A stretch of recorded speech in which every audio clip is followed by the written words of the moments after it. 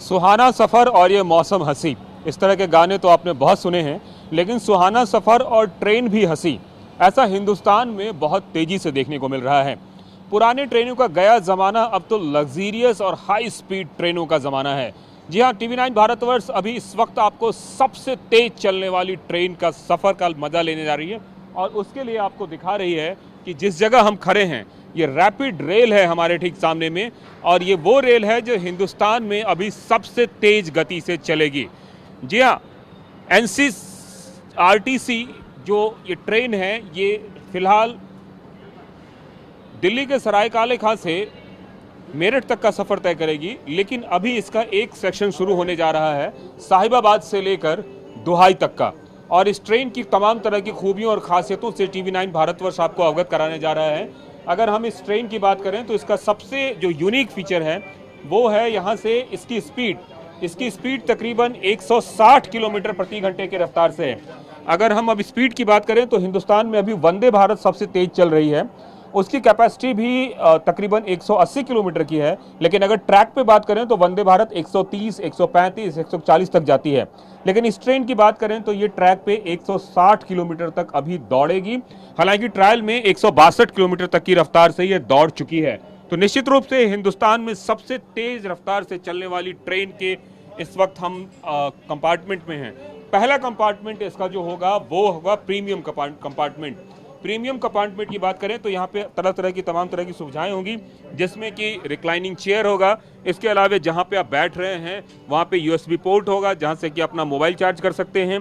इसके अलावा laptop charge कर सकते हैं। साथ में अगर हम बात करें तो LED स्क्रीन लगे होंगे। LED स्क्रीन में तरह तरह की जानकारियाँ आ रही होंगी ट्रेन से संबंधित। इसके साथ आर्म रेस्टर्स वगैरह भी लगे होंगे, और इन सब के साथ साथ आपके हर आप जो कुछ भी कर रहे होंगे उस पर पैनी नज़र भी होगी, क्योंकि इसमें एक CCTV कैमरा भी लगा है। इन सब के साथ इमरजेंसी कॉन्टैक्ट नंबर तमाम तरह की सुविधाएं जो है ये आपको होगी, और इसके साथ पुश बटन भी है। यदि आप चाहें तो अपने जो पायलट है उससे आराम से बात कर सकते हैं, उसके लिए कोई चेन पुल करने की ज़रूरत नहीं है। और ये तरह की सुविधाएं ये आपको प्रीमियम लाउंज में होगी। अब हम चलते हैं प्रीमियम लाउंज से जो नॉर्मल पैसेंजर्स है उसके लिए, और ये जानने की कोशिश करते हैं कि वहाँ किस तरह की सुविधा है। इसके पहले एक चीज़ और आपको बता दूं कि जो प्रीमियम कंपार्टमेंट है उस कंपार्टमेंट में एक फूड कोर्ट भी होगा। फूड कोर्ट से मेरा मतलब ये है कि यहाँ पे एक फूड कोर्ट होगा जहाँ पे कि आप अपने सुविधा के हिसाब से चीज़ों को खरीद सकते हैं। जो कुछ भी खाना पीना चाहें उसके लिए एक जगह बनाई गई है, और यहाँ पे खाने पीने की सुविधा होगी जिसमें से कि कुछ भी आप खरीद सकते हैं।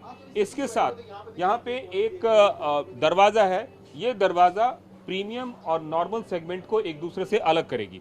ये जो है प्रीमियम सेगमेंट है और इसके बाद नॉर्मल सेगमेंट आ जाएगी। मतलब नॉर्मल सेगमेंट के यात्री प्रीमियम सेगमेंट में नहीं आ सकते, इसके लिए खास तरह की व्यवस्था की गई है। प्रीमियम क्लास से निकलकर अब नॉर्मल क्लास में आते हैं, तो उसके लिए मैं आपको दिखाना चाहूँगा कि यहाँ पे एक ये ऑटोमेटिक डोर होगी जो कि आने जाने के बाद जो है एक तरह से लॉक्ड हो जाएगी, और इस डोर के बाद हम नॉर्मल क्लास में आते हैं। नॉर्मल क्लास में जो चेयर कैपेसिटी है वो कुछ डिफरेंट है। मतलब यहाँ पे एक ऐसा सिस्टम बनाया हुआ है जिसमें कि मेट्रो वाली फीलिंग भी आएगी आपको, और साथ साथ चेयर कार वाली फीलिंग भी आएगी। इसके साथ अगर हम दरवाज़ों की संख्या की बात करें तो इसमें 8 दरवाजे हैं। जो नॉर्मल ट्रेनें हैं इसमें 8 दरवाजे हैं, और जो प्रीमियम क्लास है उसमें सिर्फ 4 दरवाजे हैं। इसके साथ यात्रियों के रखने के सामान की भी व्यवस्था है।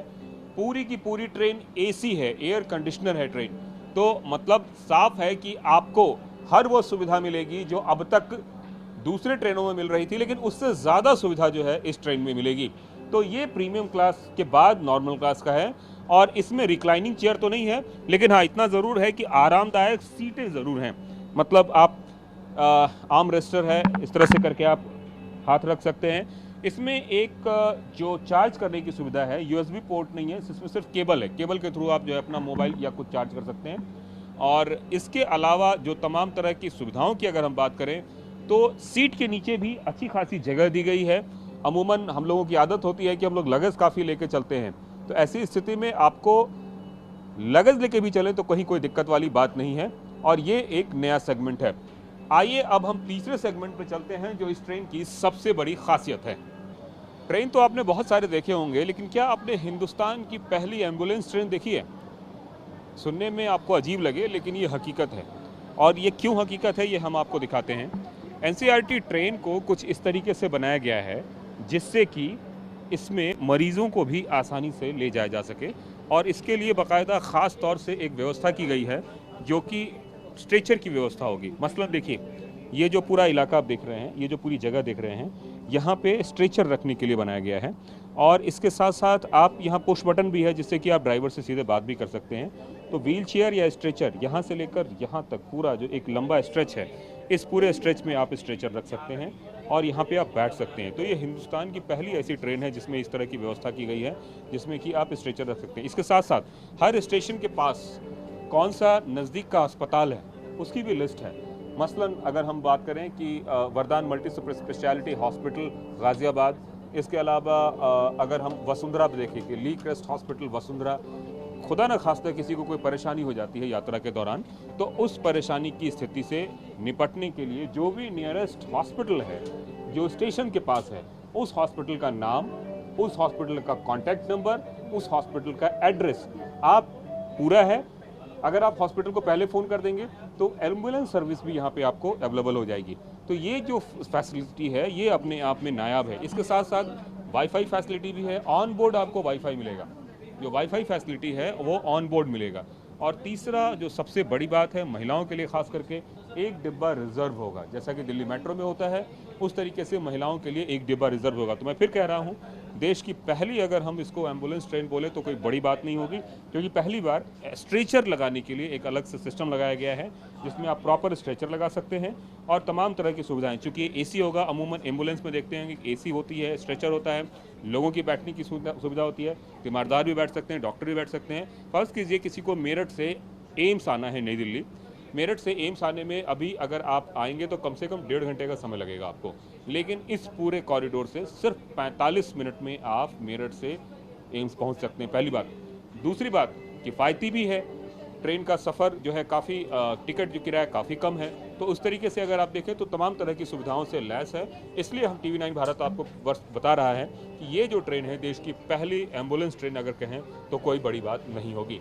तो तैयार हो जाइए सुहाने सफ़र के लिए, क्योंकि मार्च के महीने में पहला सेक्शन जो साहिबाबाद से लेकर मेरठ तक का दुहाई तक का सेक्शन है वो सेक्शन शुरू होने जा रहा है, और उसके बाद सरायकाले तक का सफ़र जो है वो भी बहुत जल्दी तय हो पाएगा। एक खूबसूरत सफ़र की शुरुआत होने जा रही है और ये शुरुआत फिलहाल साहिबाबाद से दुहाई तक की है। जी हाँ, 17 किलोमीटर का स्ट्रेच मार्च महीने में शुरू होने जा रहा है और उम्मीद की जा रही है कि देश के प्रधानमंत्री खुद इस स्ट्रेच का इनॉग्रेशन करेंगे। अगर हम फिलहाल की बात करें तो स्टेशन का काम तकरीबन पूरा हो गया है।